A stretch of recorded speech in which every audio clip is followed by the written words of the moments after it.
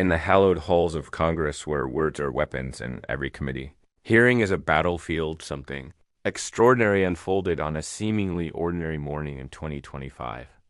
The House Oversight Committee tasked with debating a contentious voting rights bill became the stage for one of the most unforgettable political confrontations in recent memory. At the center were two women, Representative Jasmine Crockett, a rising star from Texas with a razor-sharp intellect and unshakable composure, and Representative Marjorie Taylor Greene, the Georgia firebrand known for provocative rhetoric and unapologetic controversies. What transpired in just 10 seconds, a verbal knockout punch delivered by Crockett, left Greene speechless, the room gasping, and the internet ablaze. This wasn't just a clash of personalities, it was a defining moment that exposed the fault lines of American politics and reshaped power dynamics in Washington. Before we dive into the electrifying details, make sure to hit that subscribe button and ring the notification bell so you never miss a moment of political drama like this. Trust me, you'll want to relive every second of this historic showdown. From the build-up to the aftermath, this is a story of preparation meeting opportunity, of substance triumphing over spectacle, and of a new generation of leaders asserting their place in a fractured political landscape. The meeting was supposed to be routine, just another session in the endless grind of legislative debates. The topic was a voting rights bill, a lightning rod for partisan division. Democrats led by figures like Crockett saw it as a critical safeguard against voter suppression tactics targeting minority communities. Republicans, including Greene, it as dangerous federal overreach, undermining election integrity. Beneath the policy arguments simmered deeper tensions about race representation and who gets to wield power in Congress. The room was crackling with energy when the hearing began at 10 a.m. sharp. Chairman James Comer, a seasoned Republican from Kentucky, called the session to order, his gavel banging with authority honed from years navigating Washington's chaos. The committee room, with wood-paneled walls and rows of microphones, was packed with staffers, reporters, and a small public gallery. C-SPAN cameras hummed quietly, capturing every moment for the record. For the first hour, proceedings followed a familiar script. Republicans hammered the bill with accusations of voter fraud enablers, while Democrats countered with data on disenfranchised voters and suppressed turnout in key states. Jasmine Crockett sat near the end of the Democratic side, her notebook open, her pen moving steadily as she jotted notes. Those who knew her recognized the look on her face, focused, deliberate, the intensity she'd honed in courtrooms as a civil rights attorney. She wasn't scheduled to speak until later, but her presence was commanding even in silence. Across the room, Marjorie Taylor Greene was a study in restless energy. She tapped her pen, checked her phone, and whispered to her staff, her body language radiating impatience. Greene had been vocal in the weeks leading up to the hearing, railing against what she called a radical takeover of Congress by unqualified diversity hires. Her rhetoric had grown sharper, more pointed. In many sense, she was itching for a fight. The tension reached a boiling point during a questioning period, led by Representative Alexandria Ocasio-Cortez, who was pressing a witness on documented voter suppression cases in Georgia. AOC's questions were methodical, citing court rulings and election data, painting a troubling picture of restricted polling access in minority-heavy districts. Greene, representing Georgia, couldn't contain herself any longer. She shot to her feet, interrupting OC mid-sentence. Point of order, she shouted, her voice cutting through the room like a whip. The gentlewoman from New York is spreading lies about my state's election integrity. Chairman Comer, visibly annoyed, tried to regain control. The gentlewoman from Georgia is not recognized. Please take your seat. But Greene was undeterred. I will not sit here and listen to baseless accusations about Georgia. We have the most secure elections in the country, and I'm sick of this committee being hijacked by people who don't belong here. The room froze. Even the usually chatty staffers stopped typing. Greene's words hung heavy with implication. AOC, never one to back down, fired back. The gentlewoman can check the court records if she's confused about the facts they're public. That's when Greene went nuclear. Facts, she scoffed, her voice rising to a near shout.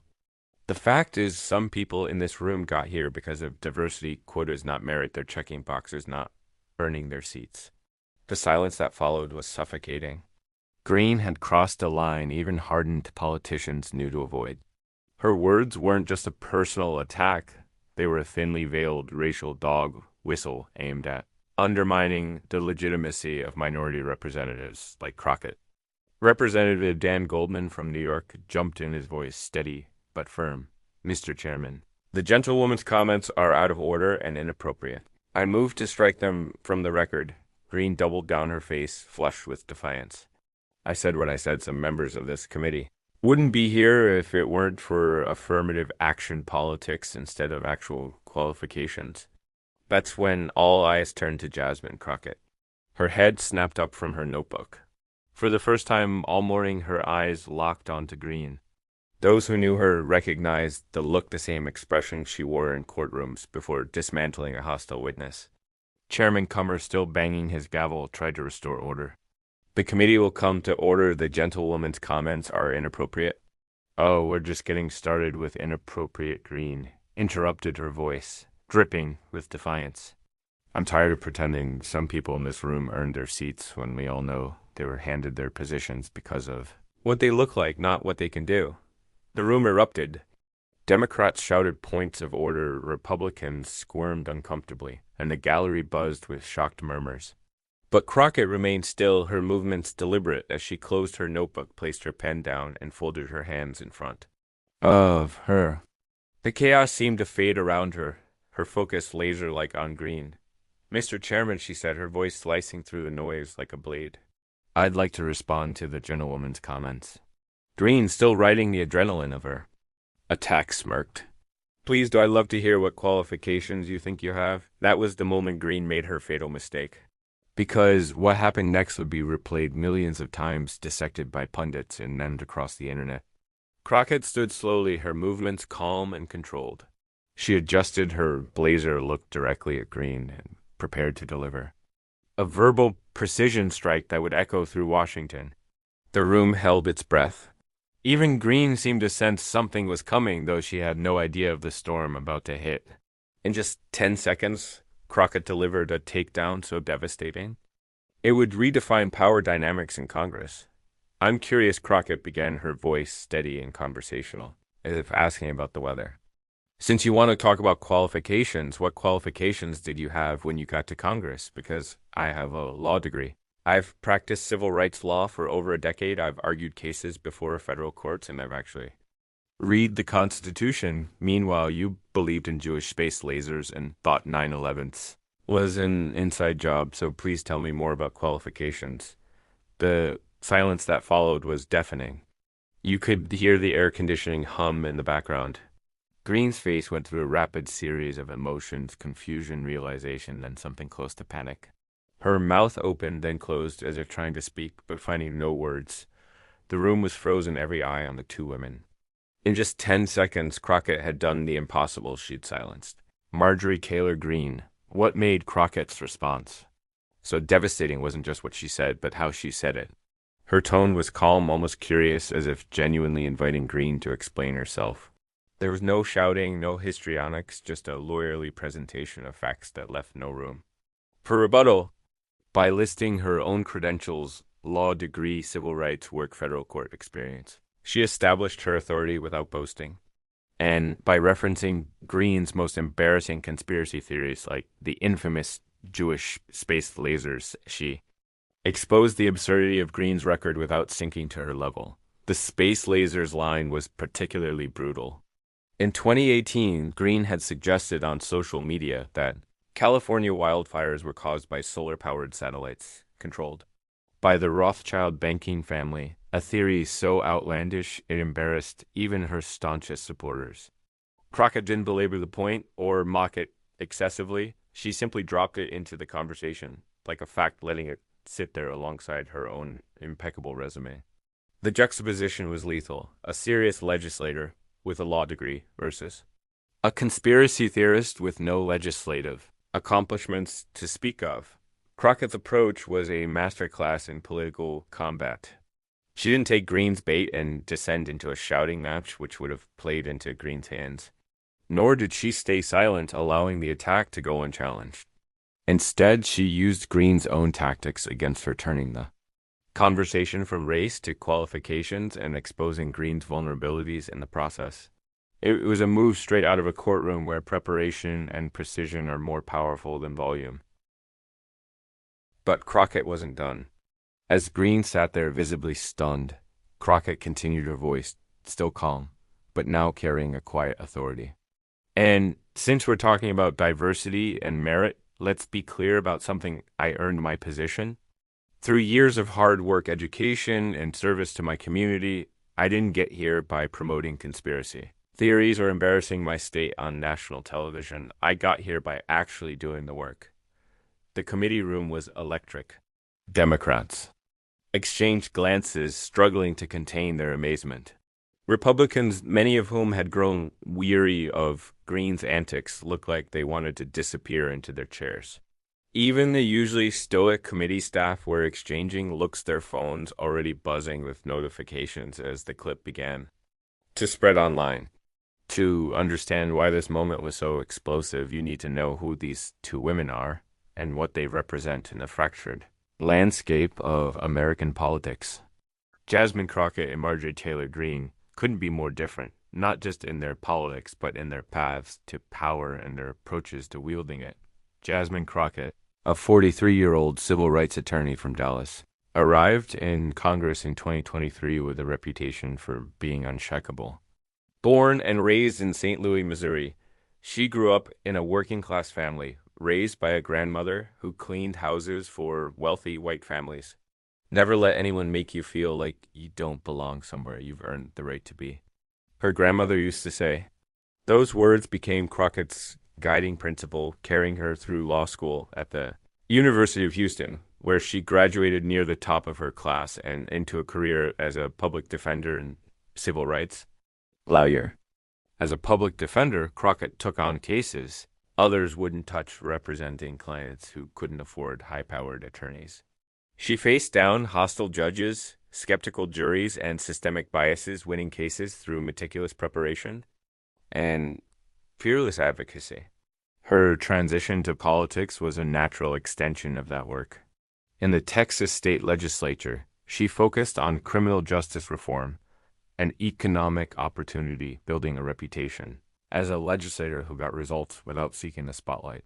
When she ran for Congress, her campaign was built on substance. Policy proposals, community engagement, and a track record of delivering for her constituents in Washington. Crockett quickly earned respect from colleagues on both sides of the aisle. She wasn't flashy, but she was formidable. She shepherded bipartisan legislation on criminal justice reform through committee, secured funding for small businesses in underserved communities, and earned a reputation for being one of the most prepared members in any room. But she'd also made it clear she wouldn't tolerate disrespect, especially not attacks rooted in racism or misogyny. Marjorie Taylor Greene, by contrast, was a lightning rod from the moment she arrived in Congress. The 49-year-old Georgia representative had built her political brand on controversy, confrontation, and a willingness to say things others wouldn't. Before politics, she ran her family's construction company in rural Georgia, a male-dominated industry where she developed a combative style that served her well. Her entry into politics came during the Trump era, when traditional qualifications took a backseat to the ability to generate attention. Greene's meteoric rise was fueled by her social media presence, where she embraced QAnon conspiracy theories, questioned the legitimacy of 9/11 and suggested California wildfires were caused by space lasers linked to the Rothschild family. Greene's supporters saw her as a fighter against the establishment, someone who spoke for Americans fed up with elitism and political correctness.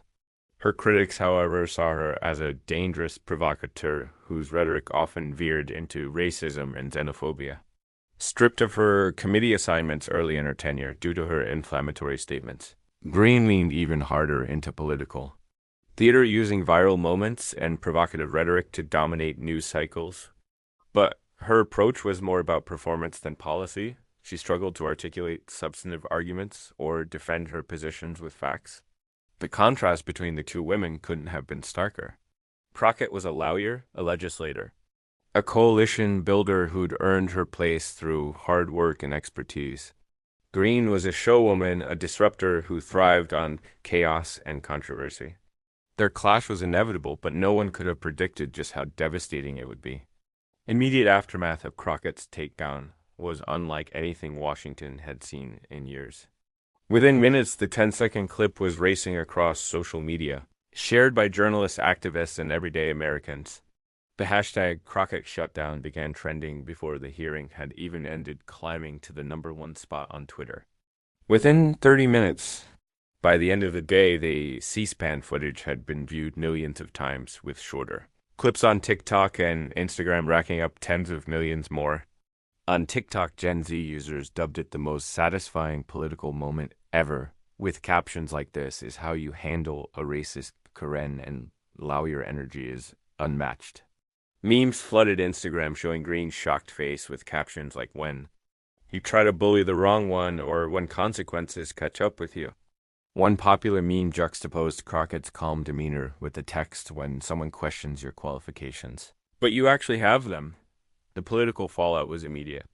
House Minority Leader Hakeem Jeffries tweeted, "Congresswoman Crockett showed today that preparation, professionalism, and principle will always triumph over prejudice and performance." Speaker of the House Mike Johnson, caught in a difficult position, issued a brief statement calling for all members to conduct themselves with dignity and respect. It was a subtle rebuke of Greene, but within the Republican caucus the frustration was palpable. Anonymous GOP sources told Politico that Greene's behavior was making it impossible to have serious policy discussions. One senior Republican put it bluntly, "Every time we try to focus on issues, she turns it into a circus." Greene tried to respond, posting on social media that she wouldn't apologize for speaking truth. But as the negative coverage mounted, her tone shifted to defensiveness.